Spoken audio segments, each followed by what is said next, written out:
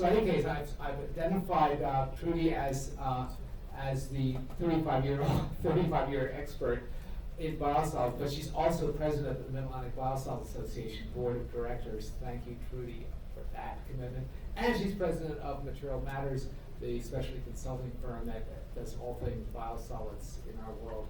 And Lisa, who she can't live without anymore, providing her backup. So with that, we have Lisa and Trudy. Thank them.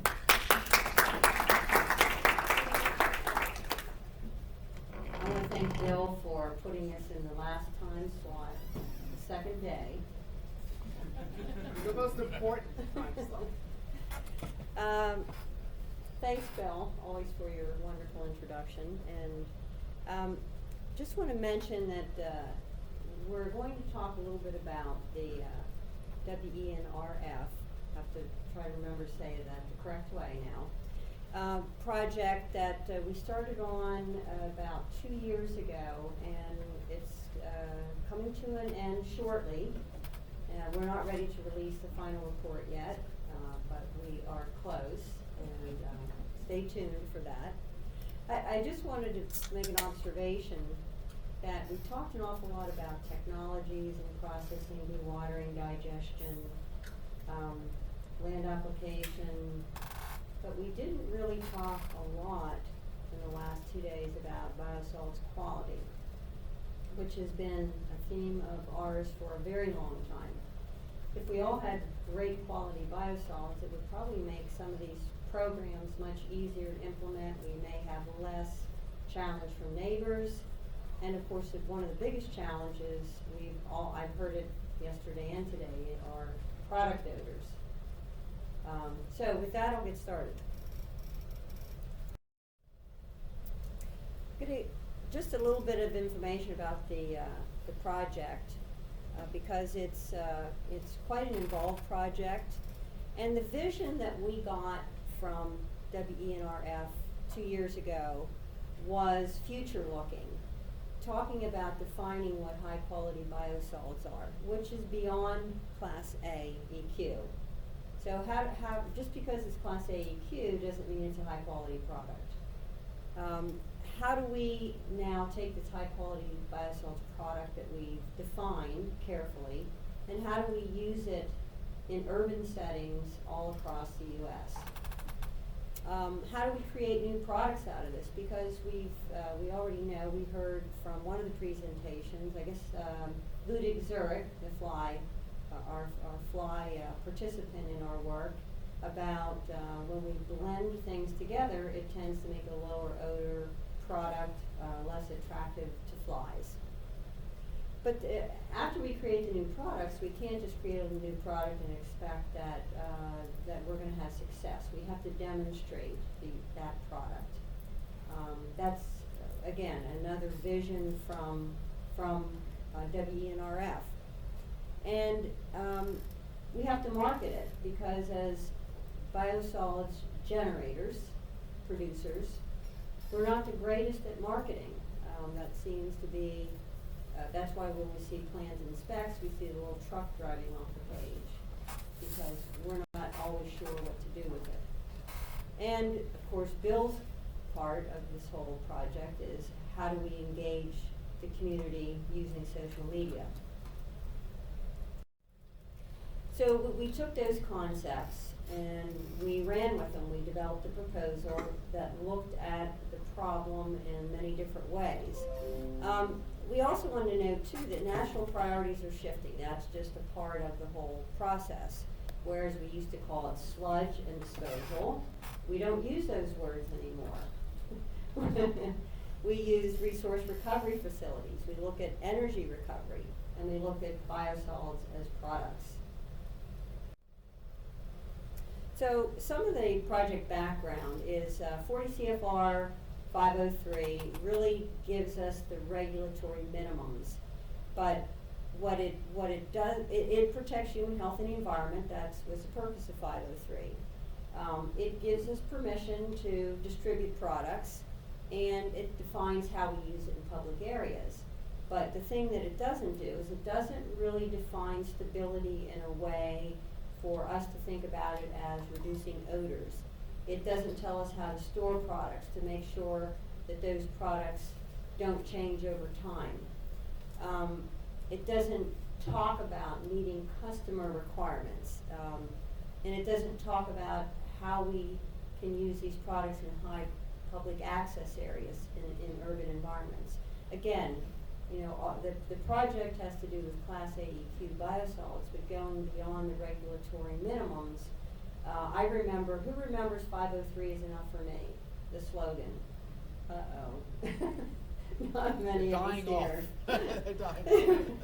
But now what we're saying is 503 is not enough for me. We have to take the next step.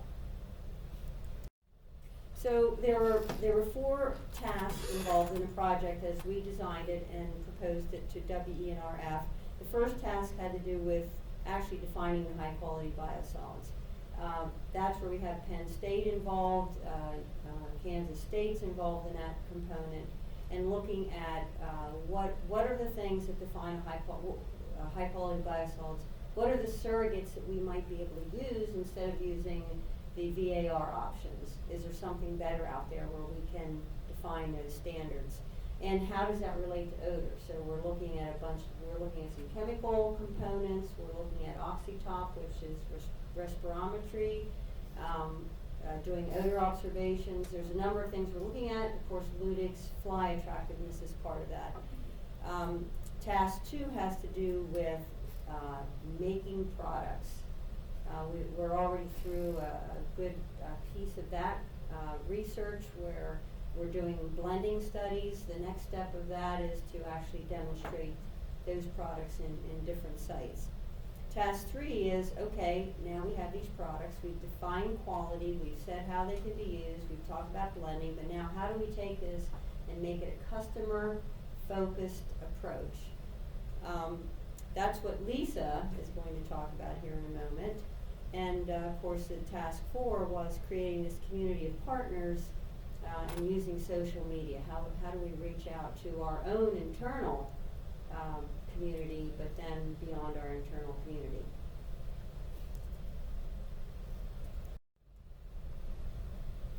And I think this is where I pass it off to the next generation, which is Lisa, to talk about marketing. So in task 3, what we were really looking at were 2 major components. We are going to identify those key factors from both the utilities perspective and from the customer's perspective on what qualities of biosolids are necessary to make products and what marketing tools are most effective for those utilities to distribute those products to their customers. Once we get all of that information, we're planning on putting it into a tool that has pretty much like a standard set of, like a checklist almost, for any utilities that may or may not have a very large marketing budget to follow to develop their own marketing program. And as I alluded to in my previous slide, this was a 2-step process. First, we surveyed the utilities, so we went through and we identified utilities by identifying those products online or through regional associations such as the Mid-Atlantic Biosolids Association to find those utilities that were very much engaged in the biosolids community. Those utilities that may have had positive news articles that we could identify online, or may have websites specifically for their products, and may also be branding their products, recognizing that by branding a product, you're going above and beyond that minimum. You should really see value in your product. And after we found those utilities and surveyed those utilities, we then went back to the customers. So within the utility survey, we had a question at the bottom which said, can you provide us with a couple of the customers that are regulars of yours so we can contact them and get their feedback on what their ideas are of the product quality, and also, as I noted, what kind of marketing tools they found to be most effective for their use of the products.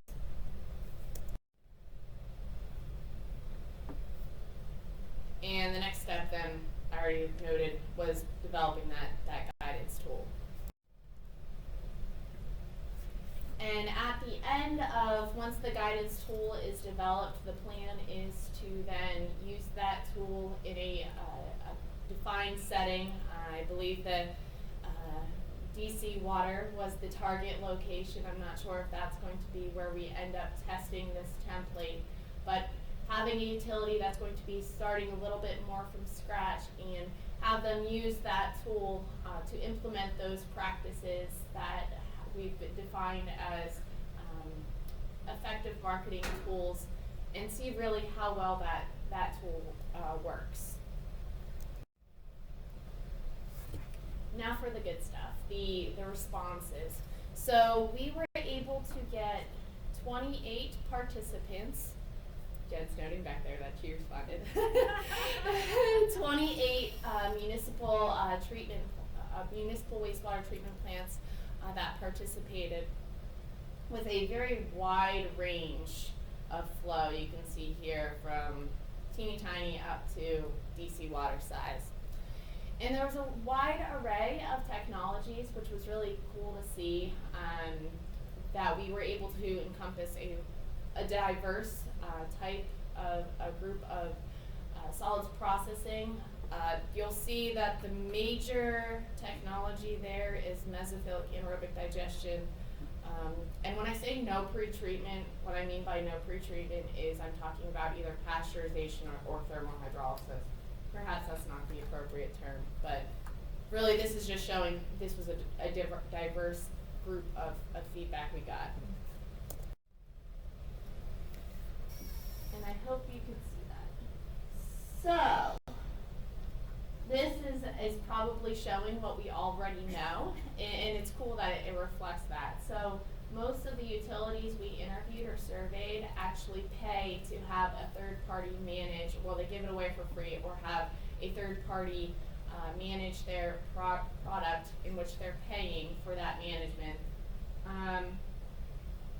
It's kind of not surprising that about 2/3 of the products were branded, as that was one of the search criteria we had.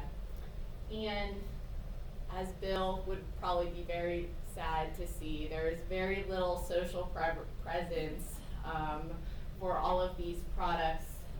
A number had about 1/3 had website presence, and very few, 1 Twitter and 3 Facebook.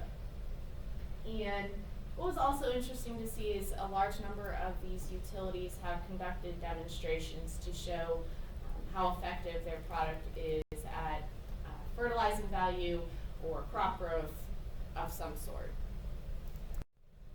Yes, so we had a couple different criteria and key success factors that we evaluated for some responses.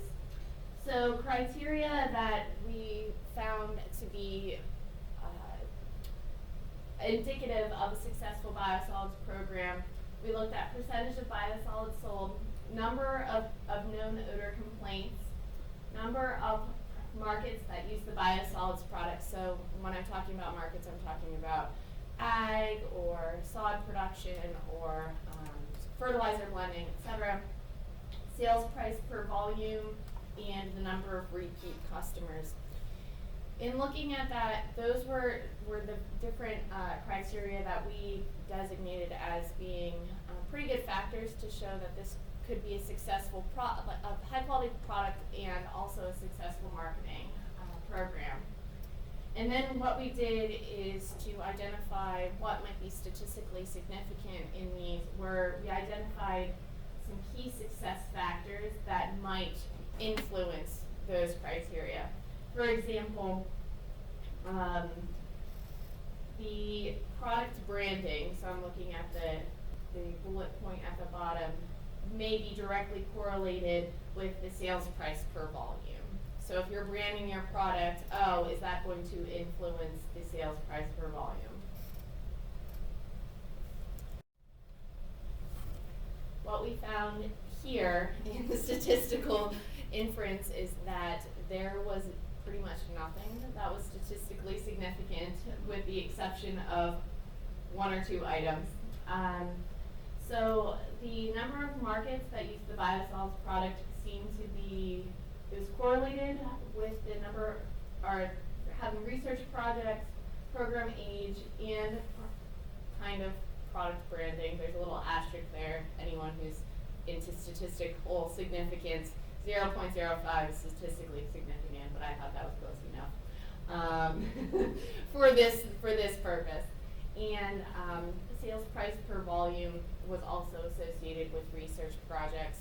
And looking at this, one could see that having only 28 participants in the survey and the diverse set of answers we received is likely the result, or contributed to the fact that there was very little statistical significance. Now, when we go into the descriptive statistics is where the interesting stuff lies. So one of the questions we asked are, which of these marketing tools are most important? And the results came back saying they rated them on a scale of most important to least important. And what we did find, as I noted previously, branding was not necessarily statistically significant with a low p-value, but the highest response there was branding, followed by word of mouth and attendance at trade shows. And I think it's very interesting, in my experience, how one typically finds a beneficial user, whether it's for Class A or Class B, high quality biosolids product, crappy product, you name it. Typically word of mouth is the way that we have found to be most successful. I can call around to the farming community all day long and not have anyone answer, but if a farmer's neighbor says that this is a great product, I could likely get a phone call the very next day. So the last 3 there are demonstrations, also had a pretty high response. Cold calls and internet advertisements were this is all in the opinion of the wastewater treatment plant utilities, not seen to be very important. And as we've already discussed, low odor is very important. So we also asked, what are the most important characteristics for your customers for the products that you're distributing? Now, the first was the nutrient content. I think that was the discussion of a rationale of perhaps why are your customers using this product. Many, it's because of the nutrient value. But then the other characteristics you're looking at are low odor, consistent moisture content, specific granule size, low dust. So what really comes out to me is kind of the breaking point there is between, I don't know, probably between low dust and consistent granule size. But you can see that most of the utilities found that consistent product that is low odor and low dust is very important to their customers. Not a big surprise there, but I think we have some supporting evidence of what we've been talking about for the past 2 days. So, to date, what have we learned? There is a correlation between successful programs and research projects, branding, and program age. Of course, you can't really change program age. You've got to kind of work at it. That makes a lot of sense. The investment into research projects and branding might be something that could be of a very strong interest for those who might be interested in developing a marketing program. Some other important marketing tools include branding, word of mouth, trade shows and conferences, and demonstrations. And as I already noted, product quality is very important, including low odor and consistency. What we've learned to date, aside from those findings, is survey questions can be interpreted very many different ways. We actually went through an initial phase. This was mostly done through SurveyMonkey, so we did do a couple initial surveys, and we got some feedback and had some revisions on question wording to make sure that we got the answers that we wanted. But even so, there was some confusion in a couple of the questions. So for anyone doing a survey in the future, they can be interpreted very differently. Long surveys will deter participation. So our survey probably took a solid 25 minutes to do. I think that the lack of response in the need for us to call utilities up multiple times to follow up with them to complete it was also something that we took note of. And I already noted the discussion about how because each of the wastewater treatment plant is so very different and so unique in how they proceed with their operations, you need a very large N value in order to get anything that's statistically significant. And the final thing, I already noted this, is that one of the last questions we had in our survey was, can you give us contact information for your customers? Wouldn't you know that I think only like 2, maybe 3 were willing to give us customer information. We did end up following up with them and did get some information later on, but we did see that there was some protectiveness over customers, and even just the willingness to share that information in thought that we might be saying something wrong or scare their customers. It was a very interesting thing. I guess I could have predicted it, but that was definitely something that we saw in this particular survey. So we still have quite a bit of work to do. So we're in the process of identifying customers, and we've actually administered a handful of surveys for the customers. And once we get a good solid number, we're going to be collecting that data and putting it through some statistical analysis. And I think that is it. And I wanted to acknowledge WENRF for the support with this, and also Bill for putting on such a wonderful presentation. Thank you. And I think I'm before 4 o'clock, so I'm on time.